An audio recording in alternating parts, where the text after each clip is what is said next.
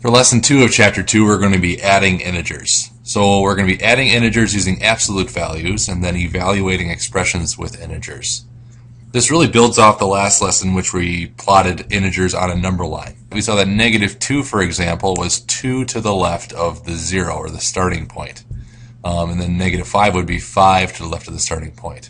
When you add -2 and -5 together, then, we would start at 2 to the left of 0 because of the -2, and then we would move 5 more to the left because the -5 tells you to move 5 to the left of your starting point. So -2 plus -5 would now put you at -7. When we have 3 and +4, you'll use red for this one, you could start at 1, 2, 3 to the right because that's the +3.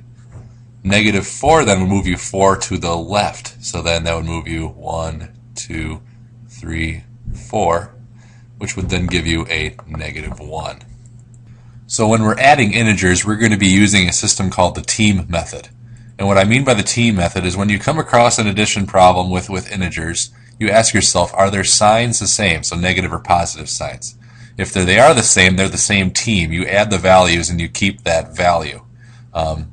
Or sometimes they're different. Like for this example, we have a positive and a negative. If they're different, that means they're different teams. So which team wins, and then by how much.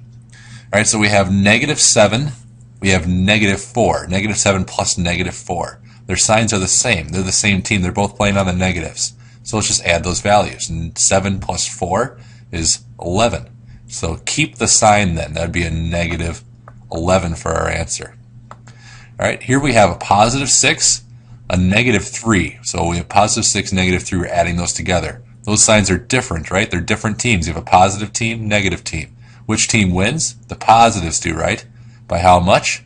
6 minus 3 is 3, so the positives win by 3. Here we have -8, +6.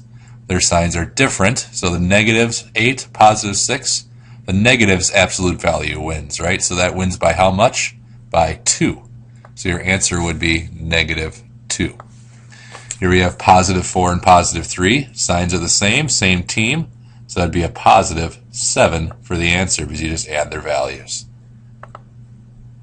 So let's do this. Let's do some expressions then, plugging in some numbers. We have a plus b. A equals 6. We'll write that in there. 6 plus, and then we have -10. All right? So we have a +6. We have a -10. The signs are different. Which one wins? +6 or -10 in absolute value? The -10 wins. By how much? By 4.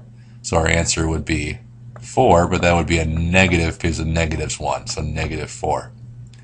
Here we have a plus b. A is -3, so -3, plus b, which is -4. So now we have -3 plus -4. The signs are the same. They're both playing for the negatives. So let's add their values and keep the negative sign. -3 plus -4 is -7. Now let's use a real-world application. The math team's income from a car wash was $300, including tips. Supply expenses were $25. So use integer addition to find the team's total profit or loss. So if we're looking at a $300 income, that's a positive $300. So we have $300 already here. Their expenses were $25. We need to use addition, so we're going to add that $25 expense. And a $25 expense is you're losing $25, right? So that would be a -25. So we're just going to use the same kind of principles we've been following. We have a positive 300, we have a -25, a positive versus a negative, right? They're different signs. Which one wins? Well, the positives do, right? By how much? 300 is 275 bigger than -25. So our answer would be positive $275.